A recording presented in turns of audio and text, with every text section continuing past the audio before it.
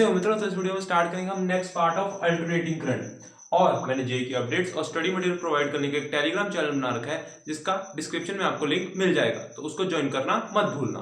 तो अब स्टार्ट करें और next part of alternating current. किसी सर्किट में कुछ ऐसी सिचुएशन दे रखी है, हमारे पास सर्किट में कुछ ऐसी सिचुएशन दे रखी है जिसमें लिखा है 220 वोल्ट्स 50 Hz यानी हर्ट्ज है।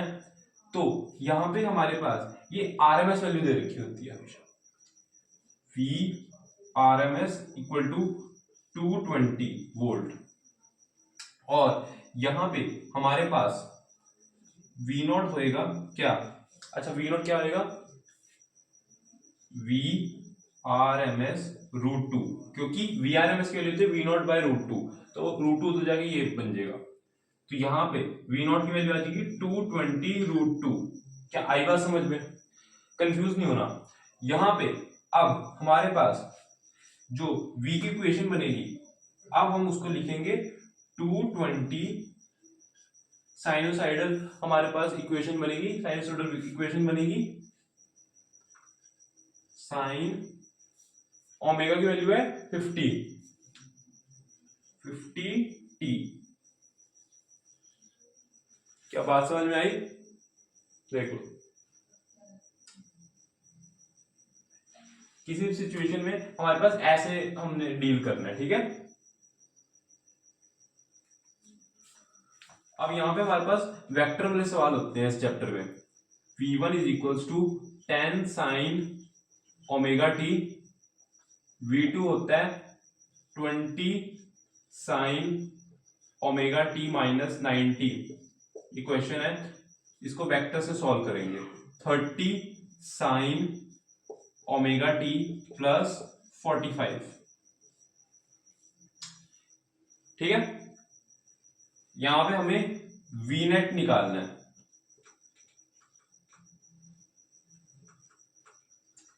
एक बार से ट्राई करो, आपने ट्राई किया होगा। यहां पे मैं सबसे पहले एक्स एक्सिस और वाई एक्सिस बना रहा हूं इसको सॉल्व करने के लिए। वेक्टर्स का यूज करेंगे ना, तो इसके लिए हमारे पास ये वाला वेक्टर तो ऐसे ही बनेगा। दूसरे में ये माइनस 90 जा रहा है, यहां से माइनस 90, तो ये हो जाएगा कितना? 20। और यहां से प्लस 45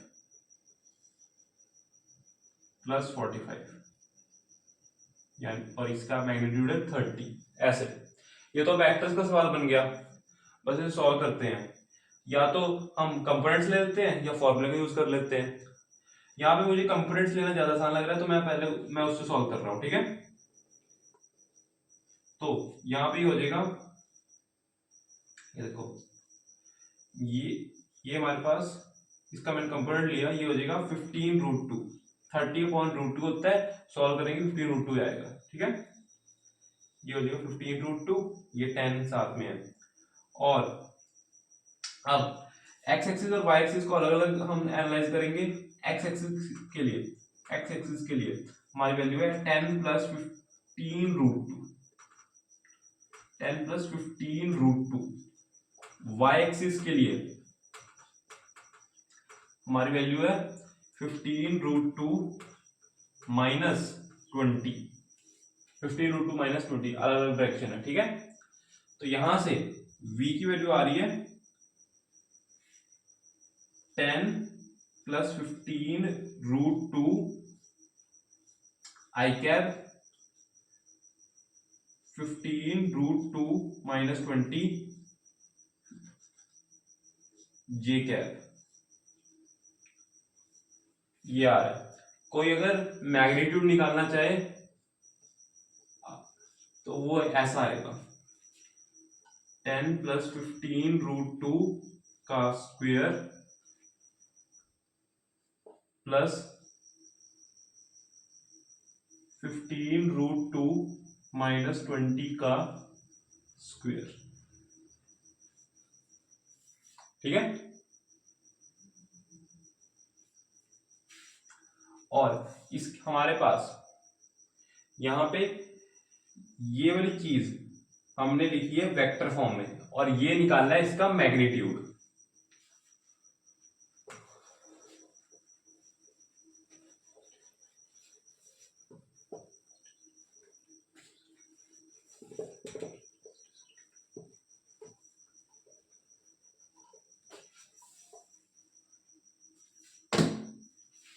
अगला टॉपिक हम देखने वाले हैं प्योरली रेजिस्टिव सर्किट।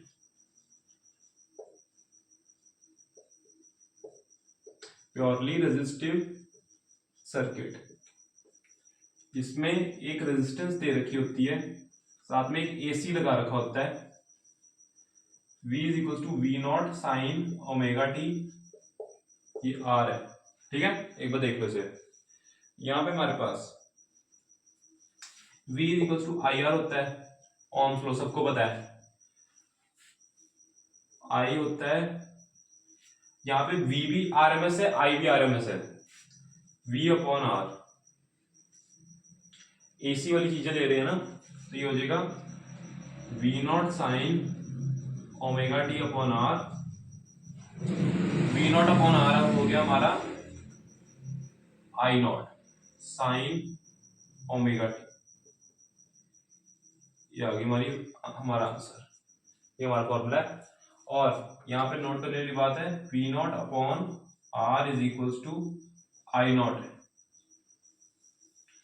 तो अगर हमसे पूछा गया है कि और इसको, यही हमारा क्या है, आई मैक्स। क्वेश्चन में अगर हमसे पूछा गया है कि हमारे पास प्योरली रेजिस्टिव सर्किट में मैक्स वैल्यू ऑफ आई क्या है, तो हम लिख देंगे V नॉट अपॉन R। हम V नॉट अपॉन R का फॉर्मूला लगा के आ जाएंगे, ठीक है। एक बार इसे नोट करो। और यहां पे एक और नोट करने वाली बात है,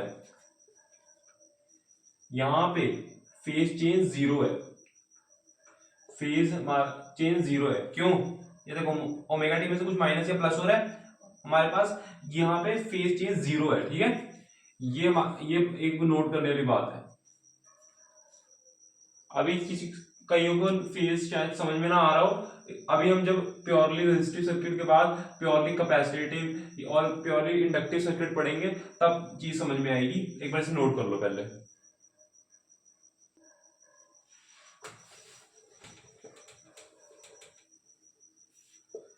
प्योरली कैपेसिटिव सर्किट, अगली चीज जो आप देखने वाले उसका नाम है purely capacitive circuit.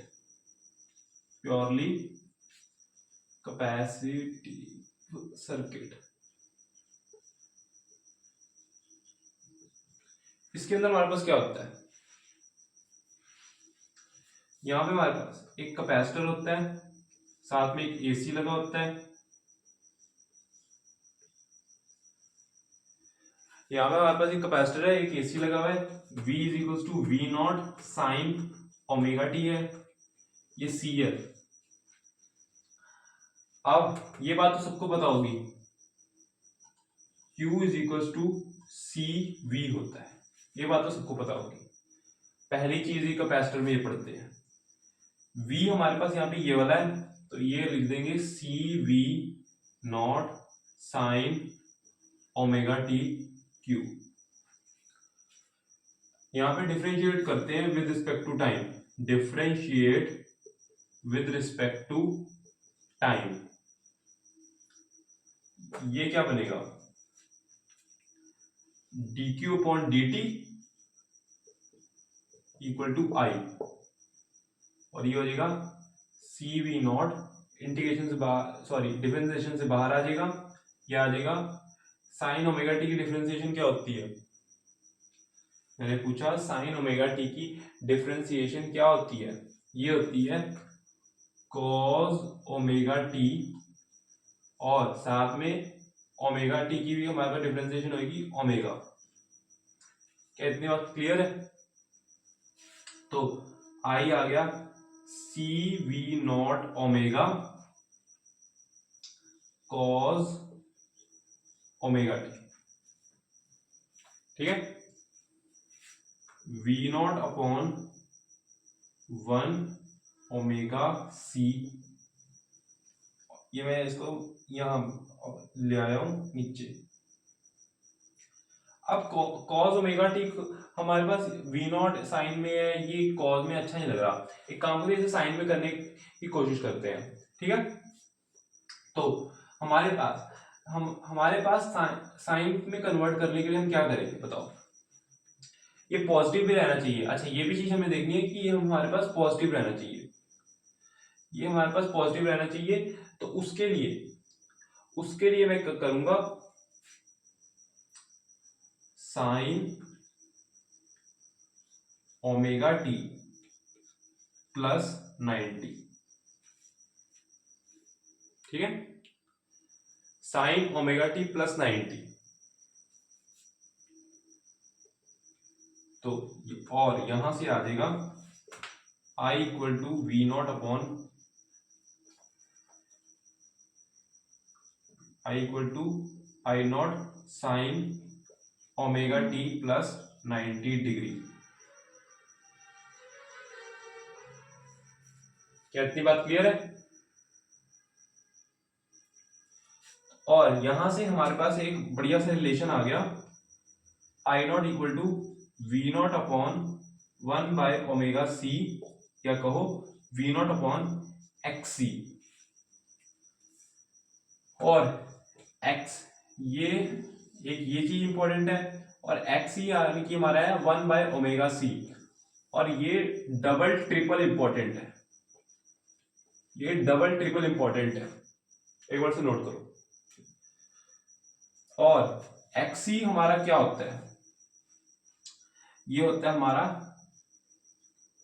Capacitive reactance,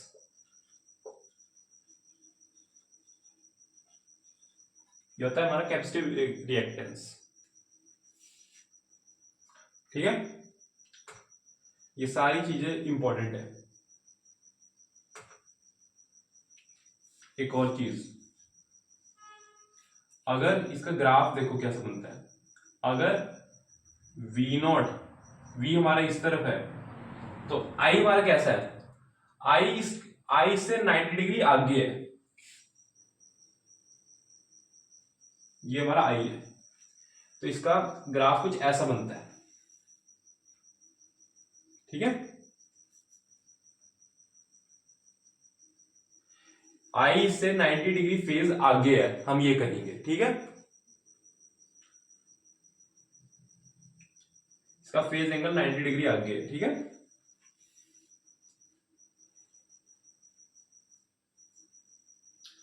तो आपने कर लिया होगा नोट। अब अगली चीज पे चलते हैं,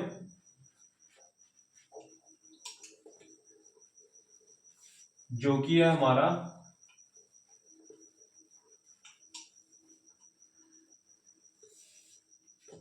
प्योरली इंडक्टिव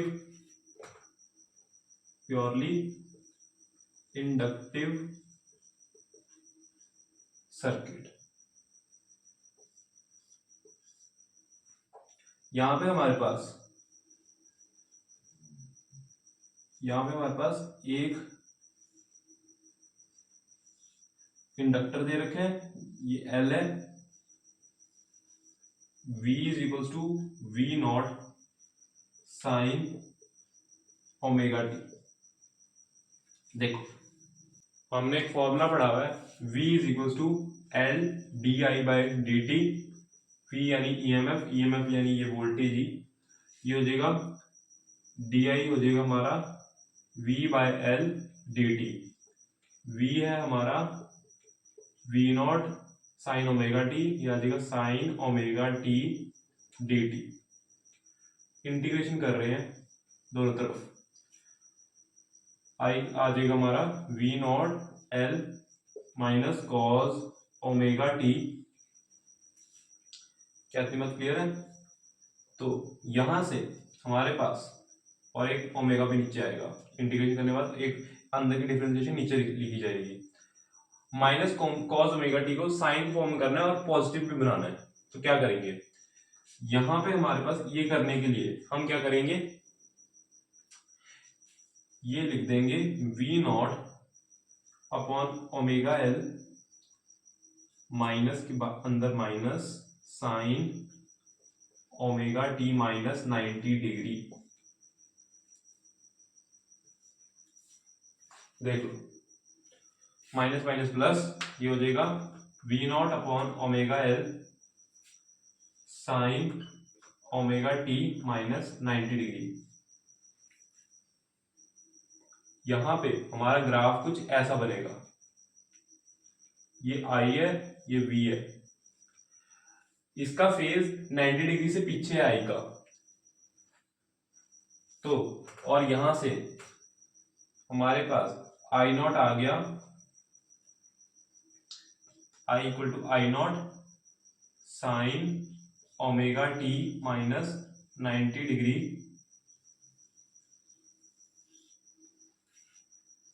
यहां पे हमारे पास आई नॉट आएगा V not upon omega L या वी नॉट अपॉन एक्सएल।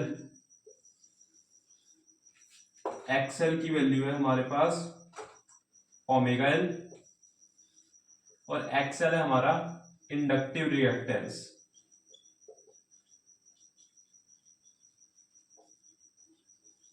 क्या इतनी बात क्लियर है? ये हमारा इंडक्टिव रिएक्टेंस। अच्छा, अब मैं एक और चीज लिखवा रहा हूं,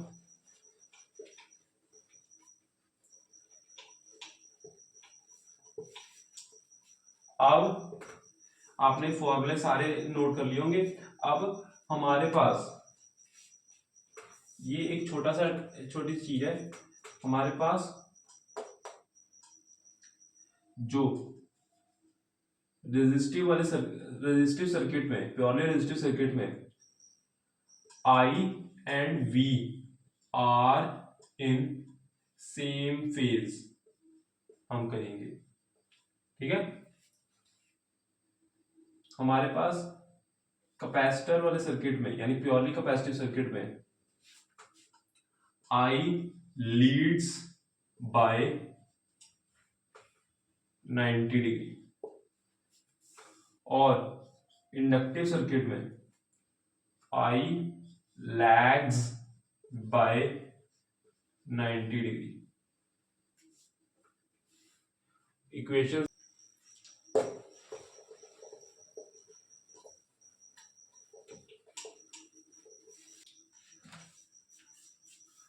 अब दो चार सवाल इन सब पे देख लेते हैं।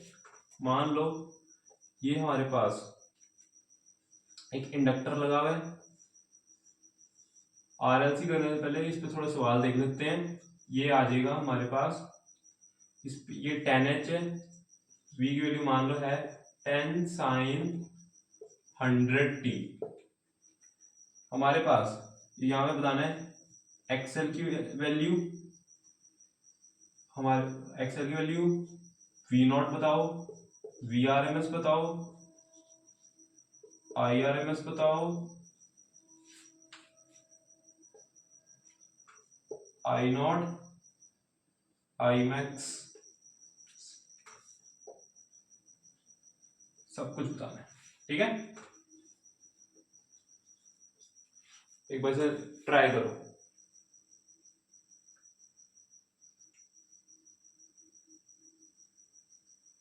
ट्राई आपने किया होगा, तो कहां से शुरुआत करें?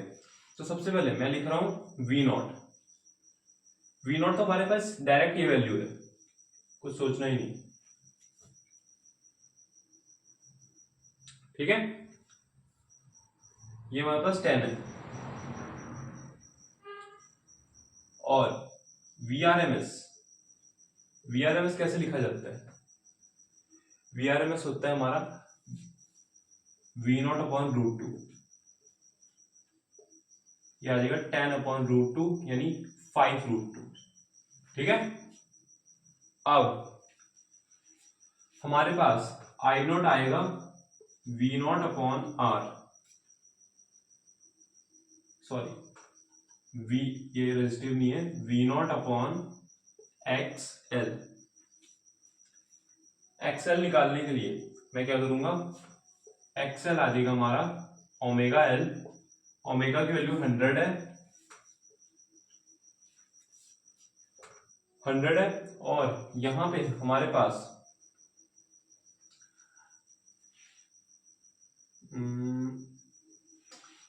एल की वैल्यू है 10, ये आ जाएगा कि 1000, इसको मैं यहाँ पे रख रहा हूँ, ये वैल्यू आ रही है एक्सएल की, V not upon 1000, V not की वैल्यू कितनी है 10 अपॉन 1000, ये आ जाएगा 0.01 एम्पियर। ठीक है, आई नॉट आ गया, आई आर एम एस कितना होएगा, अच्छा आई मैक्स भी इतना ही होएगा 0.01 एम्पियर, और आई आर एम एस होएगा आई नॉट अपॉन √2,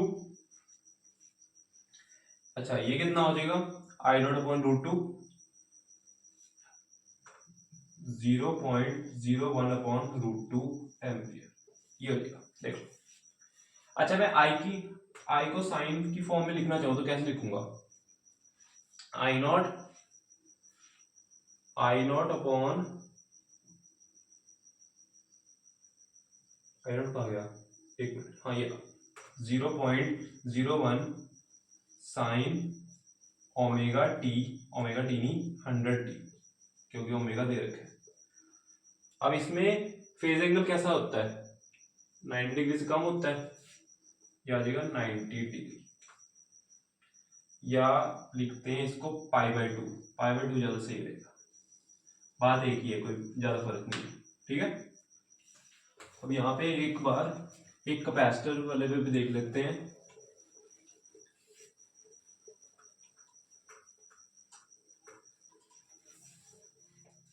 अब एक सवाल करते हैं कैपेसिटिव सर्किट पे, यहाँ पे एक कैपेसिटर दे रखा है और ये एक एसी लगा रखी है, इसकी वैल्यू है मान लो सी की वैल्यू कितनी है, कितनी ले 10 म्यू एफ, और ये हो गया V इज इक्वल्स टू 20 साइन 200t,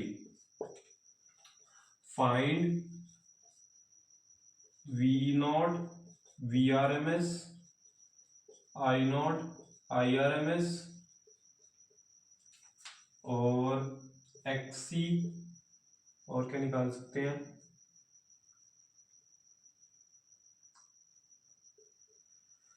चलो फिर इतना निकालते हैं फिलहाल। यहाँ पे हमारे पास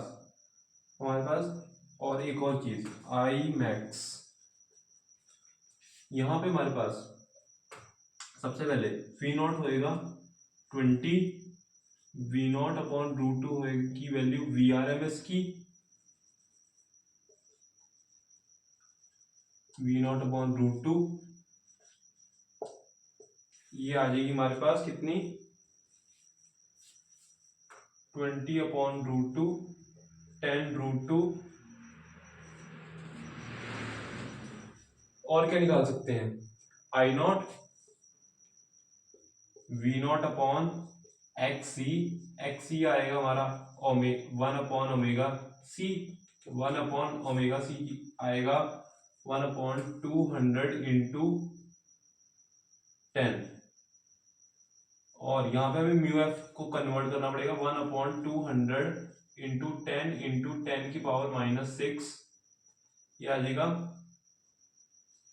1000 अपॉन 2 500 आएगी वैल्यू, तो यहां से आ जाएगा वी नॉट की वैल्यू आ जाएगी हमारे पास 20 अपॉन 500 1/4 0.25,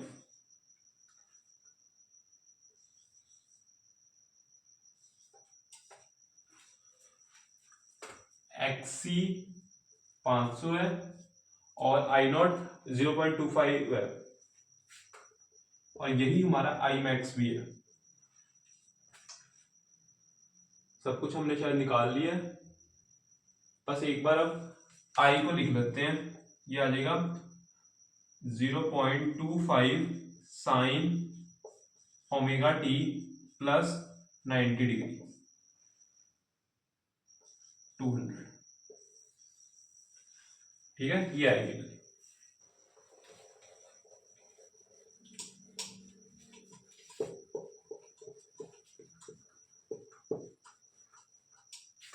XC हो XL हो या R, इन सबके यूनिट्स ओम होते हैं।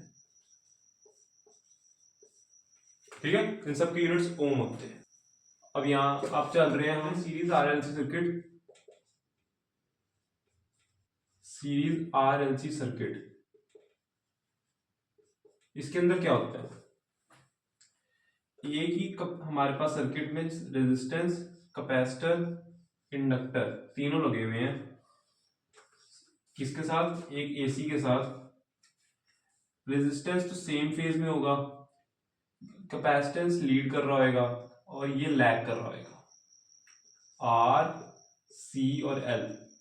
वी आएगा V not sine omega T. और यहां पे इसका ग्राफ कुछ ऐसा बनेगा, ये मान लो है हमारे पास अब VC, VL और R, sorry VR। V net हमें अल्टीमेटली निकालना है, तो यहां पे मैं इसको लिख रहा हूं। पहले देखो, इसको मैं कन्वर्ट कर रहा हूं VC minus VL, VC minus VL, यहां पे ये आ जाएगा VR, और ये एंगल अल्फा इन दोनों के बीच होएगा। अल्फा कुछ भी हो सकता है, पिछले हम देखा था 90 डिग्री से हम देख रहे थे, तो लेकिन यहाँ पे हमारे पास कुछ भी एंगल हो सकता है अल्फा, तो यहां से ये आ जाएगा V is equals to VC minus VL का स्क्वायर प्लस VR स्क्वायर। ठीक है, अब इसको मैं क्या लिखूंगा बताओ, ये लिखा जाएगा, VC को मैं लिख रहा हूं I XC plus minus I XL का square plus I square R square. I square को हम कॉमन निकाल के बाहर निकाल रहे हैं, यह आ जाएगा I XC माइनस XL का square plus R square VI। VI भी इधर लेके जाएंगे, ये बन जाएगा हमारे पास V अपॉन I आ जाएगा हमारा Z।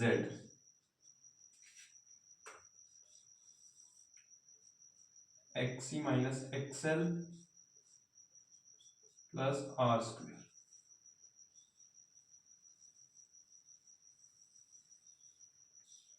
इसको हम Z से डिनोट करते हैं, और Z को हम कहते हैं इम्पीडेंस। ये हमारा इम्पीडेंस होता है। ठीक है, और एक और चीज, ये अल्फा निकालने के लिए हम यूज करते हैं फॉर्मूला tan अल्फा का।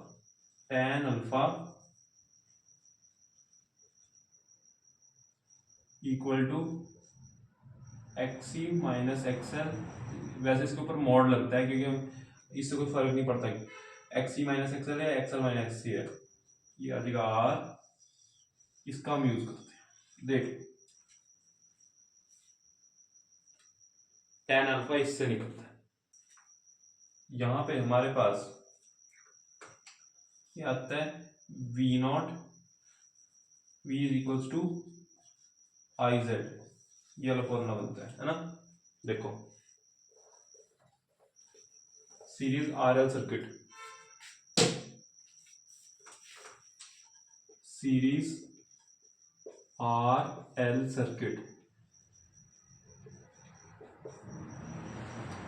एक ही सर्किट में हमारे पास इंडक्टर और रेजिस्टेंस दोनों लगे हुए हैं। अच्छा, हमने RL सर्किट तो पढ़ा था, फिर हम फिर से क्यों पढ़ते हैं, ये एसी वाला RL सर्किट है, LR। ठीक है, कितनी बात क्लियर है। यहां पे हमारे पास ये लैग करता है, ये हमारे पास सेम फेज में होता है, तो इसका ग्राफ होगा कुछ इस तरह। ये कुछ यहाँ पे ऐसा जाएगा, तो tan अल्फा होता है इसका, tan अल्फा की वैल्यू होती है XL बाय R। ये कैसे निकली, V नेट इसका होगा, V की वैल्यू होती है V not sine omega T V आएगा हमारा, ये वी एल है, ये वी आर है, V L square V R square, ये आ जाएगा वी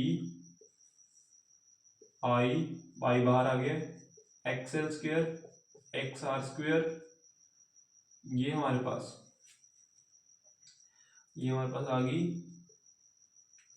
इसकी z की value X L square plus X R क्यों लिख रहा हूं मैं, आर स्क्वेयर। ठीक है, ये आता है। अल्फा निकालने के लिए हम इसका यूज करेंगे, जल्दी से इसे नोट करो। आप देखते हैं सीरीज आरसी सर्किट,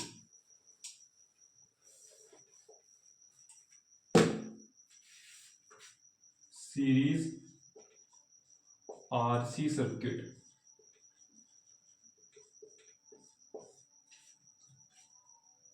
हमारे पास रेजिस्टेंस और कैपेसिटर एक ही सर्किट में है,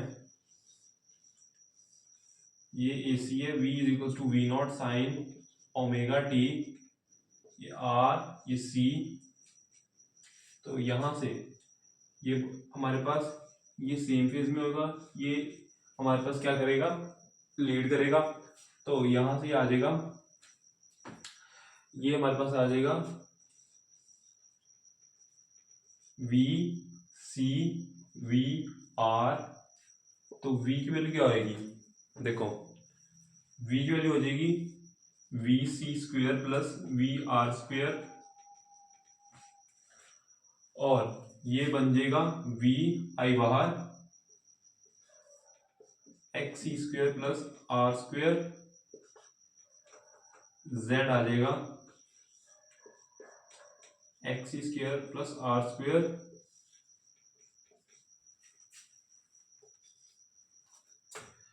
tan अल्फा निकालने के लिए हमारे पास आएगा एक्स सी अपॉन आर। ठीक है, देखो एक बार आप फटाफट इस पे जरा सवाल देख लेते हैं इन सब पे। ठीक है, फटाफट सवाल देख लेते हैं। ठीक है, यहां पे अच्छा एक और चीज निकालने को आ सकती है, पावर फैक्टर।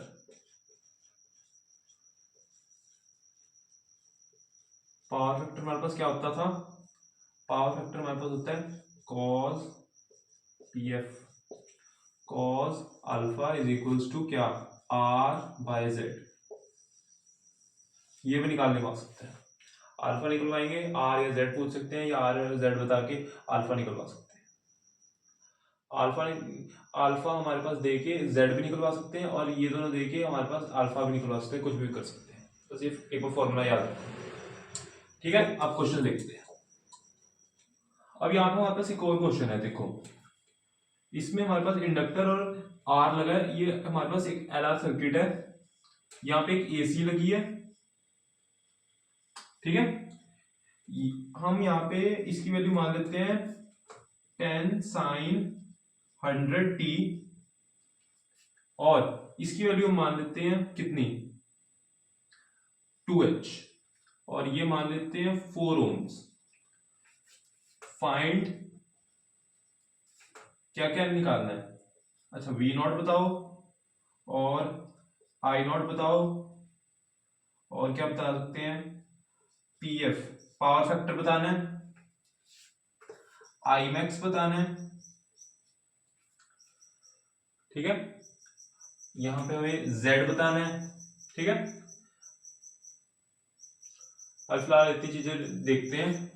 सबसे पहले V, और एक और चीज X, हमारे पास XL भी बताना है। ठीक है, XL और ओमेगा। यहां पे मैं एक और चीज ऐड करने जा रहा हूं, F फ्रीक्वेंसी। ये हमारे पास एंगुलर फ्रीक्वेंसी होती है ओमेगा, ये फ्रीक्वेंसी है। ठीक है, तो V नॉट की वैल्यू है क्या, V नॉट की वैल्यू है हमारे पास 10। I नॉट निकालना है, आई नॉट निकालने के लिए हमारे पास क्या होएगा, V not is equal to I not into Z. क्या ये बात क्लियर है? तो यहां पे हमारे पास आ जाएगा वी नॉट की वैल्यू कितनी है 10, आई नॉट की वैल्यू कितनी है, आई नॉट तो निकालना है, अच्छा, और z निकालने के लिए z का हमारे पास फॉर्मूला होता है XL square plus R square, XL square plus R square. तो यहां पे हमारे पास एक्सएल की वैल्यू आ जाएगी, एक्सएल की वैल्यू आ जाएगी ओमेगा एल, ओमेगा है 100, एल की वैल्यू है 2, ये आ गया 200, जेड की वैल्यू आ जाएगी 400, नहीं 4000, 4 के साथ 4 0, और आर का स्क्वायर क्या हो जाएगा 16, 40016, जेड ये आ रहा है, ठीक है, जेड हमारे पास ये आ रहा है। तो यहां से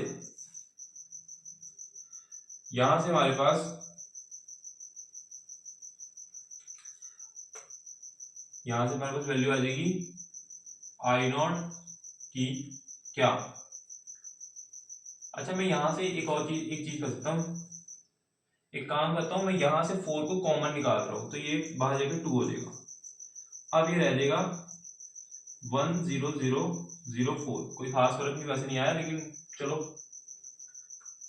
ये आ गया 10/2 रूट 10004, ये 5, ठीक है, 5/10004, ये हमारे पास आई नॉट की वैल्यू आ रही है, ठीक है। पहले इतना नोट, हमारे पास z ये आ गया,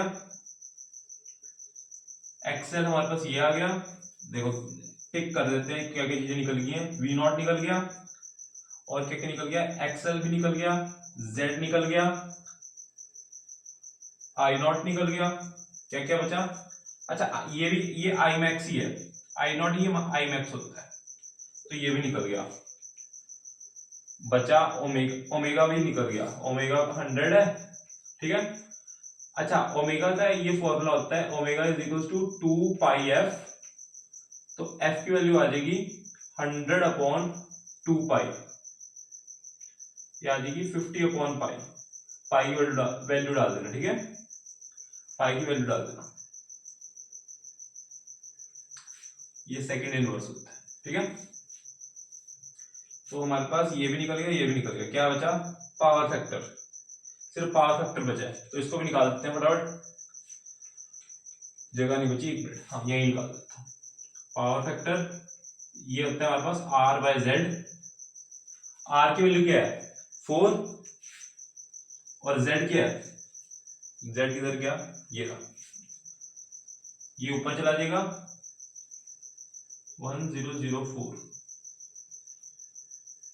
तो ये इसे सॉल्व कर देना जरा, हमारा आंसर आ जाएगा, नहीं ये r/z की वैल्यू थोड़ी है, z तुम्हारा ये है, ये तो आई नॉट है, ठीक है, तभी मैं कहूँ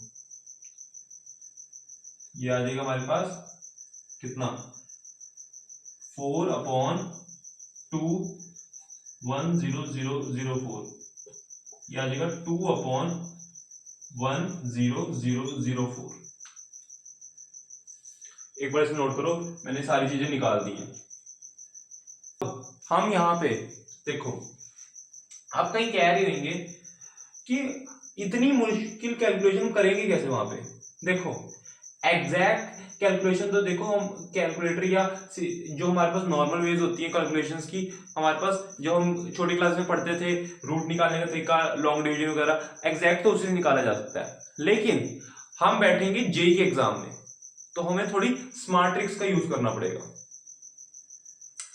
इसका मैं एग्जैक्ट तो नहीं निकाल सकता, लेकिन आसपास हो ऐसा निकाल सकता हूं, आसपास हो ऐसा निकाल सकता हूं, कैसे देखो, देखो इतना कि सबने नोट कर लिया होगा, है ना। अब मैं एक बार इसकी कैलकुलेशन करके दिखाता हूँ, थोड़ी सी ट्राई करते हैं इसकी कैलकुलेशन को करने की। देखो हमारे पास z क्या दे रखे हैं, 2 अपॉन ये दे रखा है, एक मिनट, 2 इंटू 1004, इसी की निकालनी है ना। देखो इसको लिखा जा सकता है 1000 प्लस 4। क्या इतनी बात क्लियर है? अब हमारे पास इसके कंपैरिजन में ये चीज बहुत ही छोटी है, तो रूट पे ये ज्यादा फर्क नहीं डाल रही होगी, ये रूट पे ज्यादा फर्क तो नहीं डाल रही होगी। अगर मान लो ये 10,000 से होता, 4 यहां पे ना होता, तो इस हमारे पास ये क्या बनता, 2 इंटू 100 यही बनता। लेकिन 4 के आने से हमारा काम बिगड़ गया, है ना, यही बात है ना। तो इसको मैं थोड़ा सा ज्यादा ले लेता हूं, और क्या, अप्रोक्सीमेटली मैं इसको चलो 100 नहीं तो 100.5 कुछ ले लेता हूं, इससे ज्यादा क्या होगा, है ना, 200.5। इसके आसपास तुम्हें जो भी आंसर दिखे उसको ऑप्शन में मार्क कर देना। क्या बात सही नहीं है? तो अभी के लिए बस इतना ही। अगली वीडियो में हम next part of alternative current को देखेंगे। होप सो इस वीडियो में आपको चीजें क्लियर होंगी, कॉन्सेप्ट क्लियर होंगे। अगर वीडियो अच्छी लगी तो वीडियो को लाइक कर दो, चैनल को सब्सक्राइब कर दो। Okay, thank you.